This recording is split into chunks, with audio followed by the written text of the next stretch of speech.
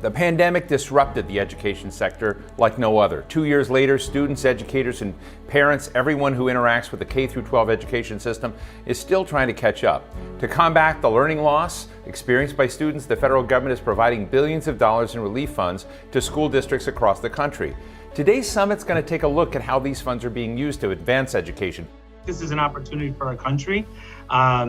And you know what? It would be a shame if we went back to the system that we had in March 2020. And now as ARP funds are being used, we're using our platforms, our reach to lift up those best practices. The EDU Recovery Hub, and it is just a really great resource to identify with $180 billion out the door from federal support, with the kind of flexibility that we are seeing school leaders and principals and superintendents really go after this. There are so many great resources on the EDU Recovery Hub, and we need those great ideas because we are creating this system as we're living it. As we started out this school year and took an inventory of the last year and a half or 2 or even 3 years, we honed in on how our students had been performing, how they've been impacted, and how federal dollars could help us. If you're gonna have the same system running like it was 1985, it ain't gonna work. It's just not.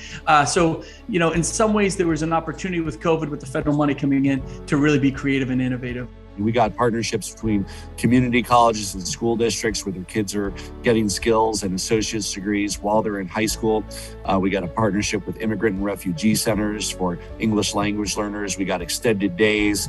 We got mobile learning stations in Lake County in the mountains. What we've learned over time through almost everything is that when we design with accessibility in mind, with inclusion in mind, we end up helping everyone so much more. We make a system that's much more flexible for all of us. Far too many children are not even getting exposure to scientific ideas, but we teach it as a memorization exercise. We don't teach it as a domain of inquiry and problem solving and question asking and all of the skills that are essential in today's world. And that's criminal.